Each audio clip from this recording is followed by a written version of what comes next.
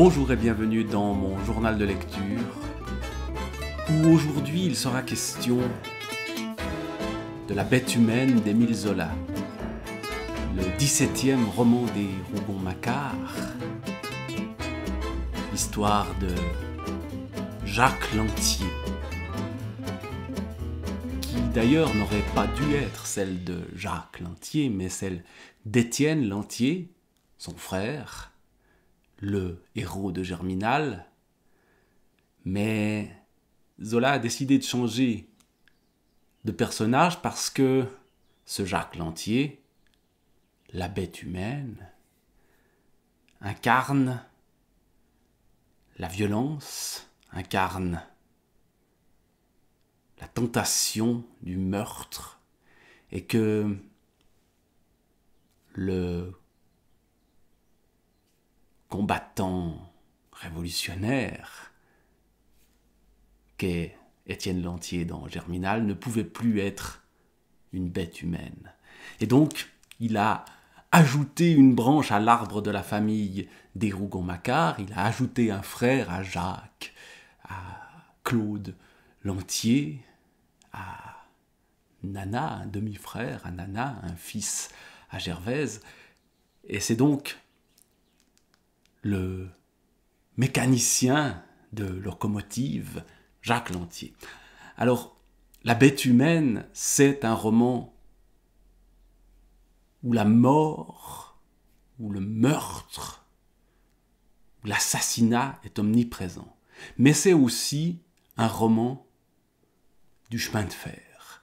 Un roman qui décrit ce qui, à l'époque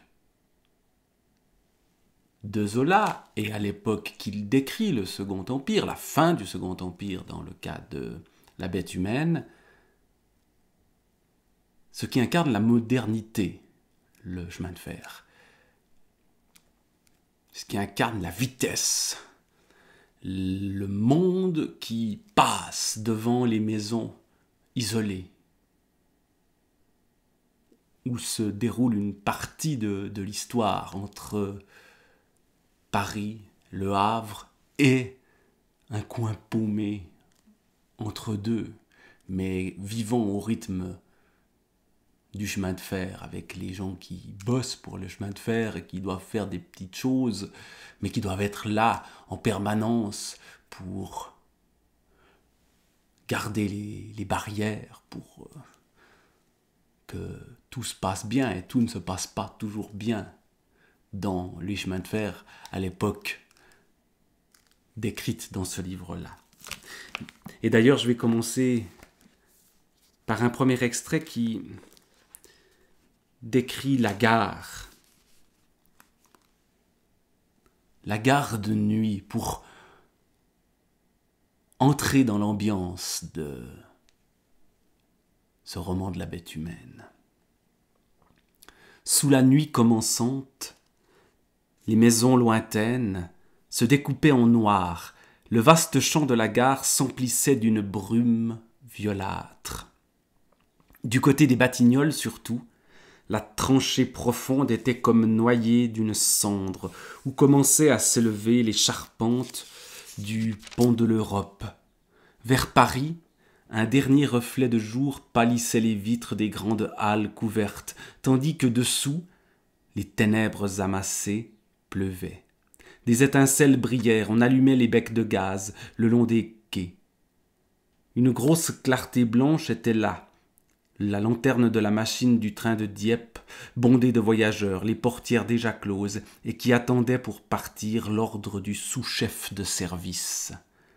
Des embarras s'étaient produits, le signal rouge de l'aiguilleur fermait la voie, pendant qu'une petite machine venait reprendre des voitures qu'une manœuvre mal exécutée avait laissées en route. Sans cesse des trains filaient dans l'ombre croissante, parmi l'inextricable lacis des rails, au milieu des files de wagons immobiles, stationnant sur les voies d'attente. Il en partit un pour Argenteuil, un autre pour Saint-Germain. Il en arriva un de Cherbourg, très long. Les signaux se multipliaient, les coups de sifflet, les sons de trompe. De toutes parts, un à un, apparaissaient les feux, rouges, verts, jaunes, blanc. C'était une confusion, à cette heure trouble de l'entre chien et loup, et il semblait que tout allait se briser, et tout passait, se frôlait, se dégageait, du même mouvement doux et rampant vague au fond du crépuscule. Mais le feu rouge de l'aiguilleur s'effaça, le train de Dieppe siffla, se mit en marche. Du ciel pâle commençait à voler de rares gouttes de pluie. La nuit allait être très humide. Et avec la nuit, la gare se fige, le mouvement s'arrête. Dès 6h15, la machine de l'express du Havre, débouchant du pont de l'Europe, fut envoyée sur son train et attelée. À cause d'un encombrement, on n'avait pu loger ce train sous la marquise des grandes lignes. Il attendait en plein air, contre le quai qui se prolongeait en une sorte de jetée étroite, dans les ténèbres d'un ciel d'encre, où la file des quelques becs de gaz plantés le long du trottoir n'alignait que des étoiles fumeuses. Une averse venait de cesser. Il en restait un souffle d'une humidité glaciale épandue par ce vaste espace découvert qu'une brume reculait jusqu'aux petites lueurs pâlies des façades de la rue de Rome. Cela était immense et triste, noyé d'eau, çà et là piqué d'un feu sanglant, confusément peuplé de masses opaques, les machines et les wagons solitaires, les tronçons de trains dormant sur les voies de garage, et du fond de ce lac d'ombre, des bruits arrivaient, des respirations géantes, haletantes de fièvre, des coups de sifflet pareils à des cris aigus de femmes conviolantes, des trompes lointaines sonnant, lamentables au milieu du grondement des rues voisines. Il y eut des ordres à voix haute pour qu'on ajoutât une voiture. Immobile, la machine de l'express perdait par une soupape un grand jet de vapeur qui montait dans tout ce noir où elle s'effilochait en petites fumées, semant de larmes blanches le deuil sans bornes tendu au ciel. Même dans la description précise du lieu, chez Zola, il y a un souffle, il y a un lyrisme, il y a une âme, semant de larmes blanches le deuil sans bornes tendu au ciel. Il y a de la vie, il y a la comparaison avec les cris aigus des femmes conviolentes, par exemple, aussi. Et les femmes conviolentes, c'est aussi l'un des thèmes de la bête humaine. Parce que dans ce milieu qui bouge, qui va et vient constamment, on a une multitude de drames qui se passent, une multitude de violences qui ont lieu. Et bien sûr, celui qui est au centre, Jacques Lantier, est celui aussi que cette violence va happer, va toucher et à laquelle il va essayer de résister. Jacques Lantier donc, est conducteur de train et il fait des va-et-vient entre Paris et Le Havre. Et puis il y a sa tante qui se trouve dans un coin paumé là au milieu. Et la fille de cette tante qui s'appelle Flore, qui l'aime en secret, et la scène que je vais parcourir ici, c'est le moment où elle va, Flore, céder à Jacques. Mais lui va avoir une réaction qui va le perturber de manière extrêmement forte. Lui ne l'écoutait pas, ne l'entendait pas. Il l'avait saisi d'une étreinte brutale et il écrasait sa bouche sur la sienne. Elle eut un léger cri, une plainte plutôt, si profonde, si douce, où éclatait l'aveu de sa tendresse longtemps cachée. Les cris des femmes conviolentes tout à l'heure, mais ici, la douceur du cri, parce que la brutalité de Jacques, la violence, ici, est liée aussi au désir de Flore. Mais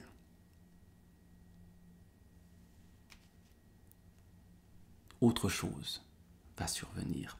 Mais elle luttait toujours, se refusait quand même par un instinct de combat.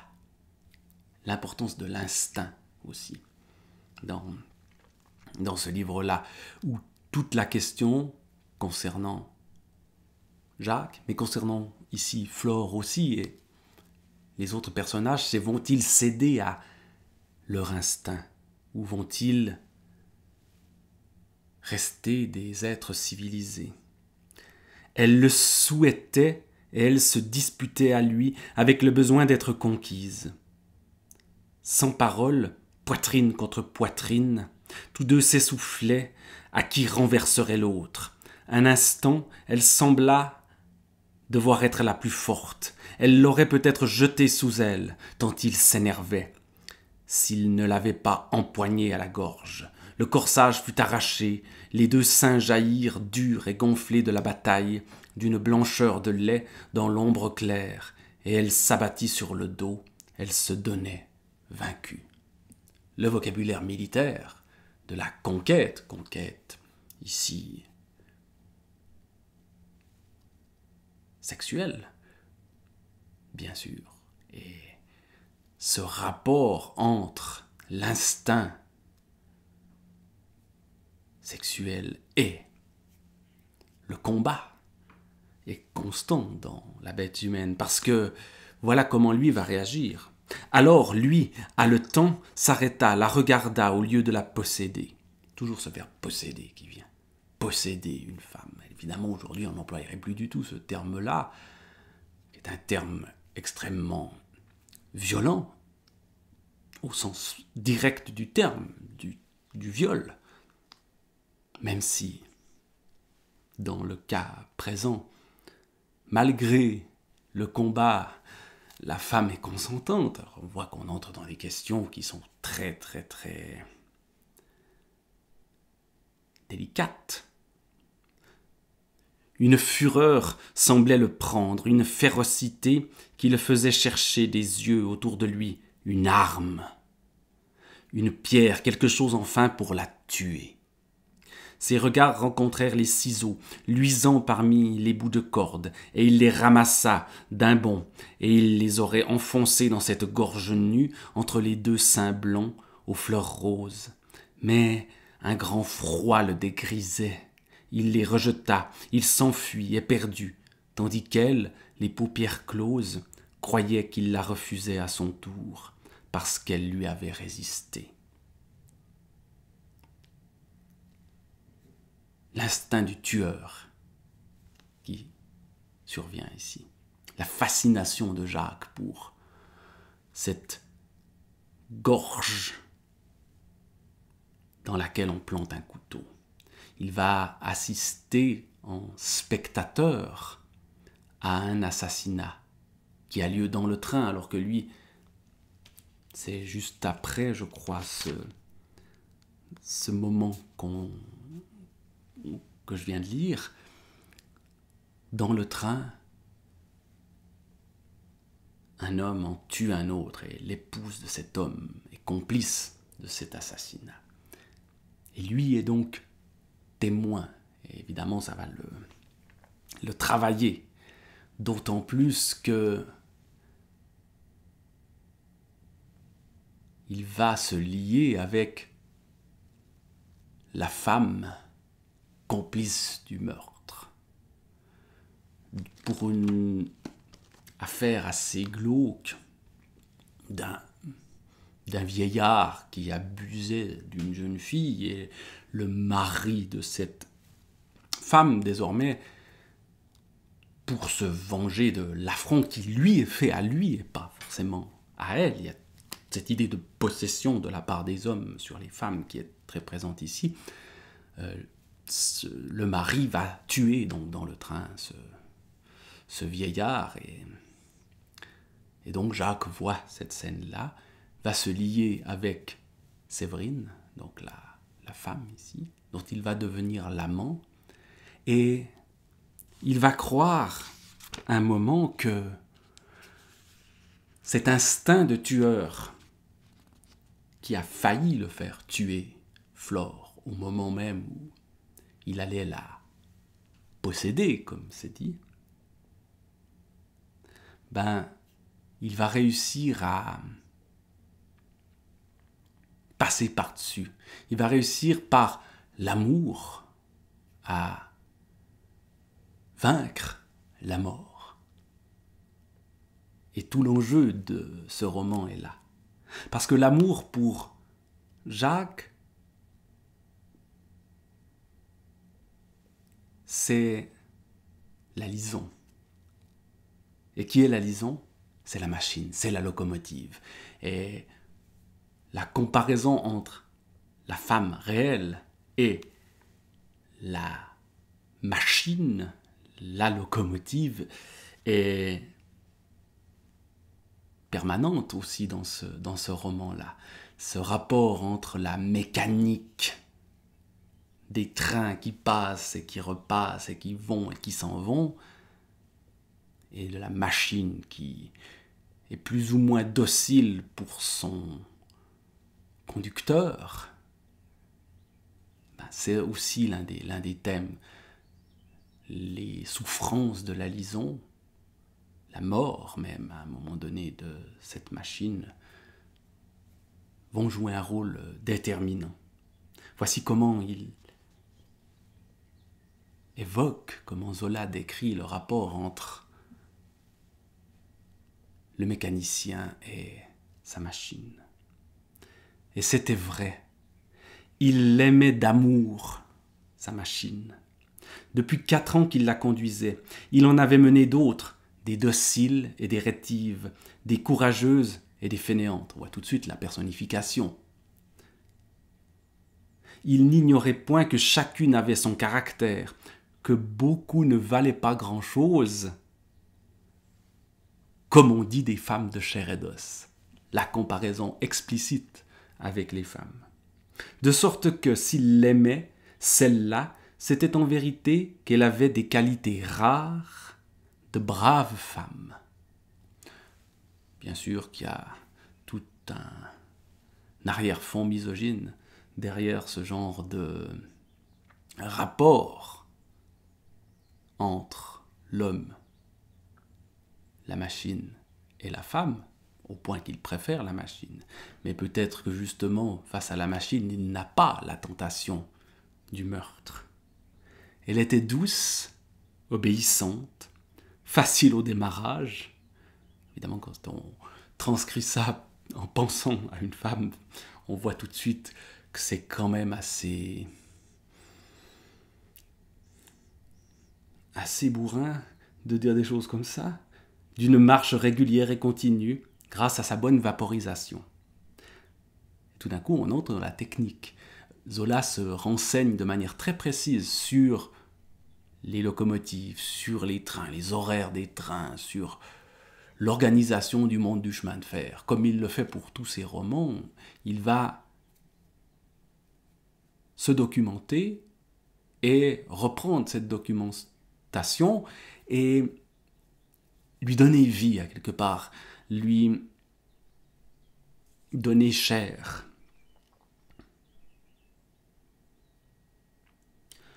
On prétendait bien que si elle démarrait avec tant d'aisance, cela provenait de l'excellent bandage des roues et surtout du réglage parfait des tiroirs. De même que, si elle vaporisait beaucoup avec peu de combustible, on mettait cela sur le compte de la qualité du cuivre des tubes et de la disposition heureuse de la chaudière. Mais lui savait qu'il y avait autre chose, car d'autres machines, identiquement construites, montées avec le même soin, ne montraient aucune de ces qualités. Il y avait l'âme, le mystère de la fabrication, ce quelque chose que le hasard du martelage ajoute au métal, que le tour de main de l'ouvrier, monteur, donne aux pièces.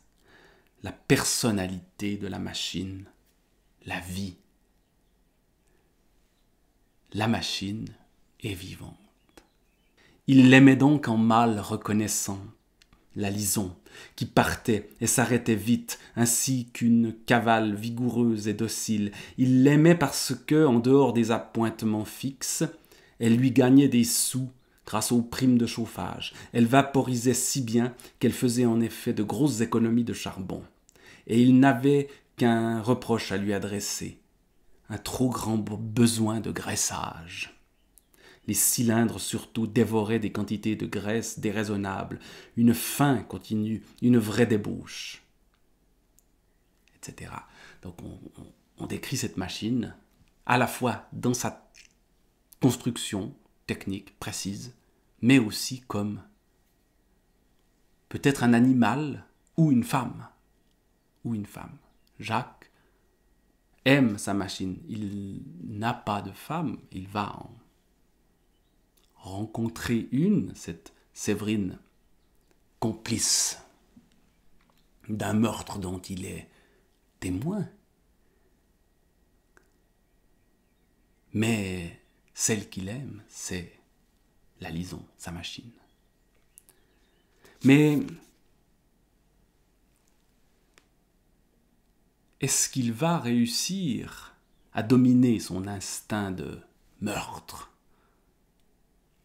qui s'est manifesté dans la scène avec Flore? Voici ce qui se passe avec Séverine.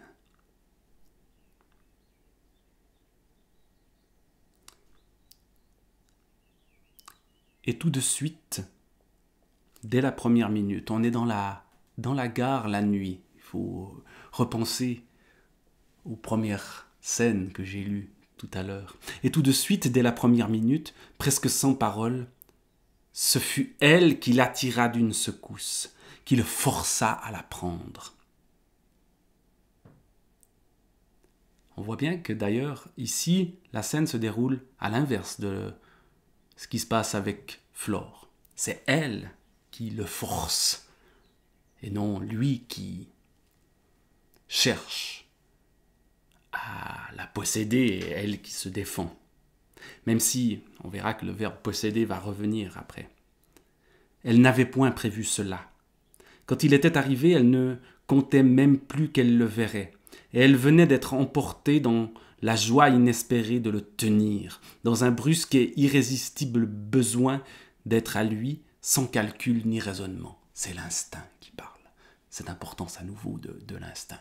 On ne raisonne pas. On ne calcule pas. Et quand on calcule, ça ne marche pas. Quand on raisonne, quand Jacques va vouloir tuer quelqu'un, le mari, parce que évidemment, il est gênant dans cette histoire qui est une histoire d'adultère, il va avoir les plus grandes difficultés du monde. Cela était parce que cela devait être. La pluie redoublait sur le toit de la remise, le dernier train de Paris qui entrait en gare passa, grondant et sifflant, ébranlant le sol. Lorsque Jacques se releva, il écouta avec surprise le roulement de l'averse. Où était-il donc? Et comme il retrouvait par terre, sous sa main, le manche d'un marteau, qu'il avait senti en s'asseyant, il fut inondé de félicité. Alors c'était fait. Il avait possédé, voilà le terme qui revient, il avait possédé Séverine, et il n'avait pas pris ce marteau pour lui casser le crâne. Elle était à lui, sans bataille, alors que Flore n'avait pas été à lui. et qu'il y avait eu bataille.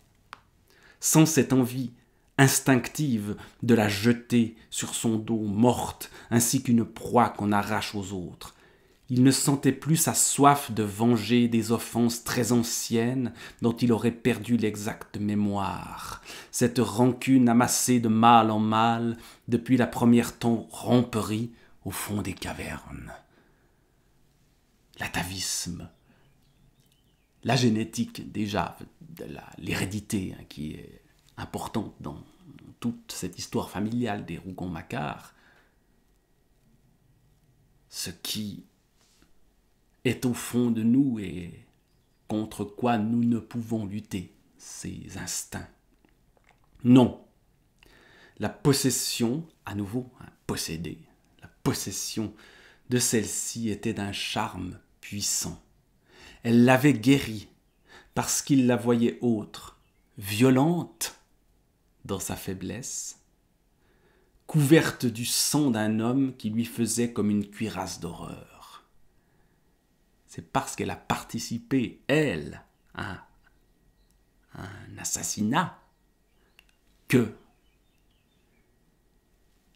il ne veut pas, dans la scène que je lis ici, la tuer. C'est pour ça qu'il l'aime, au fond. Elle le dominait, lui qui n'avait point osé.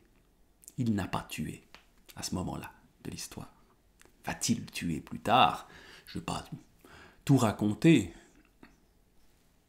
On se doute que la bête humaine, si c'est lui, l'instinct risque bien de finalement l'emporter, mais là, non. Ou un autre instinct concurrent va prendre le dessus à ce moment-là. Elle le dominait, lui qui n'avait point osé. Et ce fut avec une reconnaissance attendrie, un désir de se fondre en elle, qu'il la reprit dans ses bras.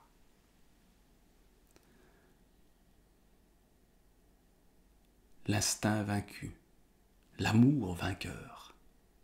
Belle fin. Sauf que on ne se débarrasse pas si facilement de ce qui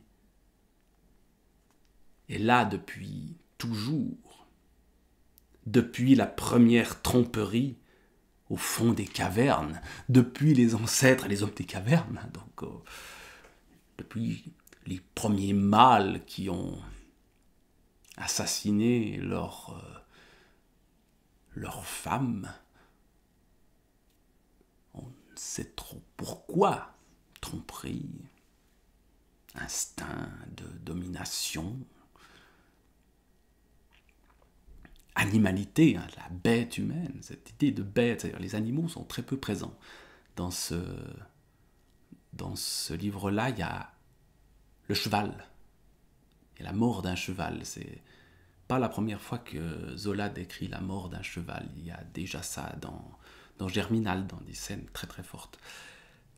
Mais entre l'homme, l'animal, la mécanique, la femme, il y a cette tension permanente. Et tout l'enjeu, c'est la mort va-t-elle l'emporter, la vie va-t-elle l'emporter? Je ne vais pas décrire plus les rapports entre Séverine et Jacques, qui sont le cœur de ce roman-là. Mais je vais aller lire un petit extrait sur l'histoire d'un autre couple, d'une autre manière de concevoir l'assassinat et la haine entre les hommes et les femmes. C'est la fameuse tante qui se trouve donc dans cette maison au bord de la voie, un peu au milieu de nulle part, mais qui est le centre de toute cette histoire-là. Elle s'appelle la tante Fazy, qui est persuadée que son mari, Misard, cherche à l'assassiner, à l'empoisonner. Et qui surtout ne veut pas révéler à ce mari où elle cache les 1000 francs qu'elle possède. Et là, le moment que je vais lire, c'est juste après la mort de cette tante Phasie, dans le chapitre 10, qui va donner lieu à d'autres morts. La mort, petit à petit, va l'emporter, comme on pouvait, hélas, le deviner sur la vie qui semblait l'emporter dans la scène précédente. On va voir ici la mesquinerie, on va voir ici la petitesse des bêtes humaines qui ne sont plus des grands fauves, mais des insectes. Tante Phasie était morte le jeudi soir à 9h, dans une dernière convulsion, et vainement Misard, qui attendait près de son lit, avait essayé de lui fermer les paupières. Les yeux obstinés restaient ouverts. La tête s'était raidie, penchée un peu sur l'épaule, comme pour regarder dans la chambre, tandis qu'un retrait des lèvres semblait les retrousser d'un rire goguenard. Une seule chandelle brûlait, plantée au coin d'une table, près d'elle, et les trains, toujours cette présence des trains, et les trains qui depuis 9h passaient là à toute vitesse dans l'ignorance de cette morte tiède encore, l'ébranlaient une seconde sous la flamme vacillante de la chandelle. Quand même la scène, visualiser ce qui vient d'être décrit, on est dans de l'horreur. Ces trains qui passent tout le temps. Il y a ce monde, c'était la frustration de cette tante Phasie, toute seule, avec son mari qu'elle déteste, au milieu de nulle part, alors que le monde entier passe, des gens qui font le tour du monde et qui sont là quelques secondes et puis qui disparaissent.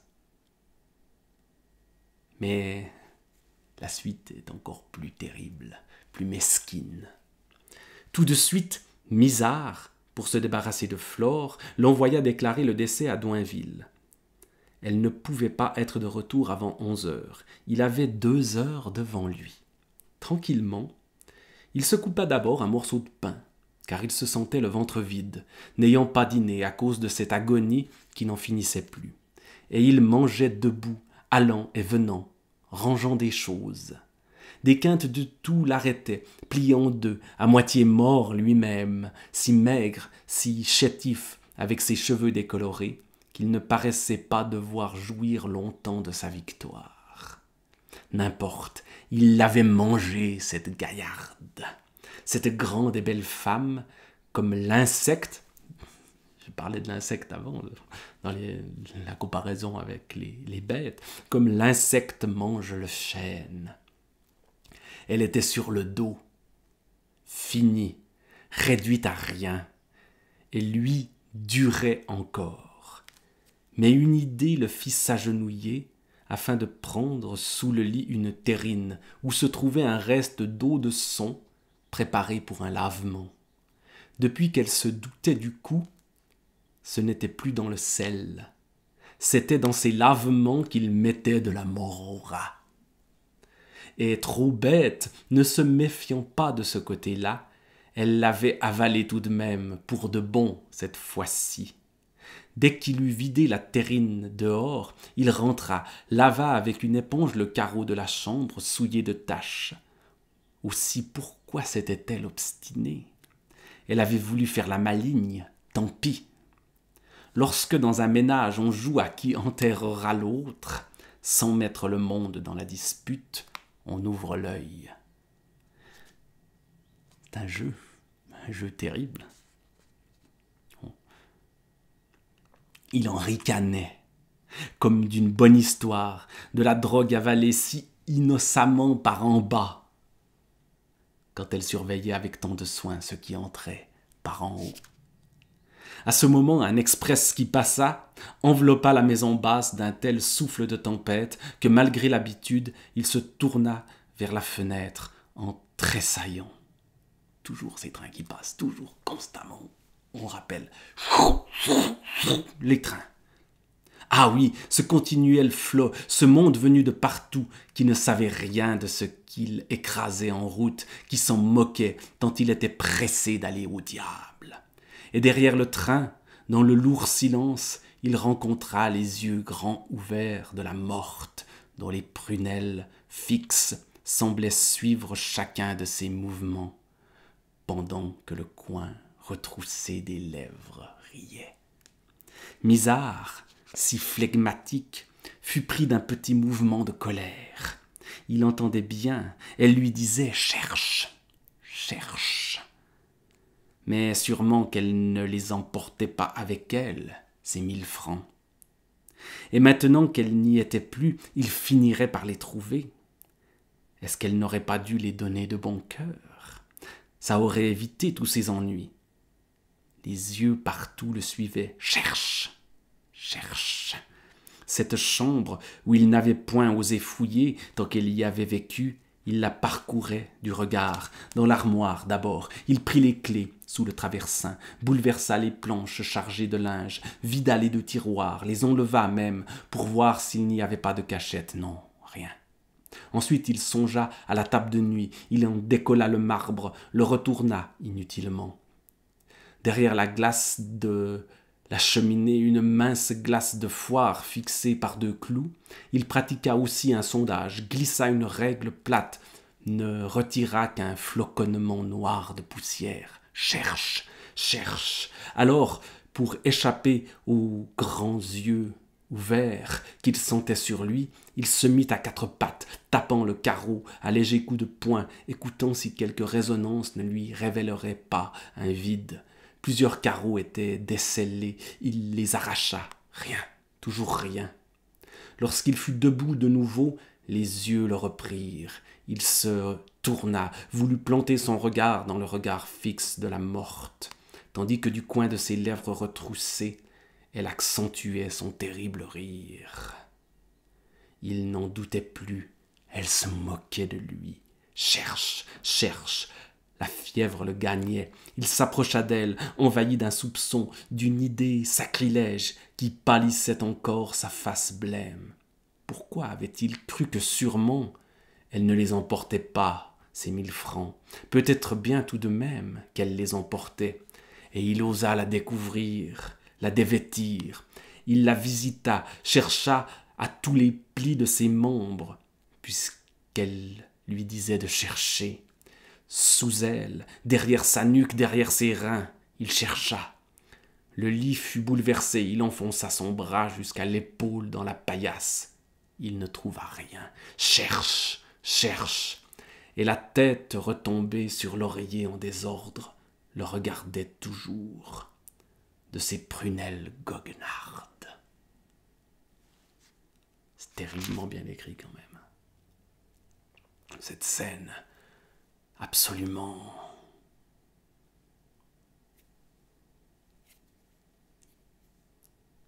infecte, où la petitesse, misère, la misère, la mesquinerie l'emporte. On ne peut que préférer le tueur au grand cœur, qu'est Jacques, à ce misérable misard. D'où l'ambiguïté de notre lecture, ou de ma lecture en tout cas, de la bête humaine, c'est qu'on s'attache à un personnage qui pourtant n'a qu'une idée en tête, celle de tuer. Mais toujours avec ces trains qui passent par la tête, ces trains qui rendent fou, ces trains qui poussent au meurtre. Voilà quelques réflexions, il pourrait y en avoir beaucoup d'autres, sur ce roman extrêmement puissant. Je pense que c'est vraiment l'un des tout grands romans de cette série des Rougon-Macquart que La Bête humaine, Émile Zola.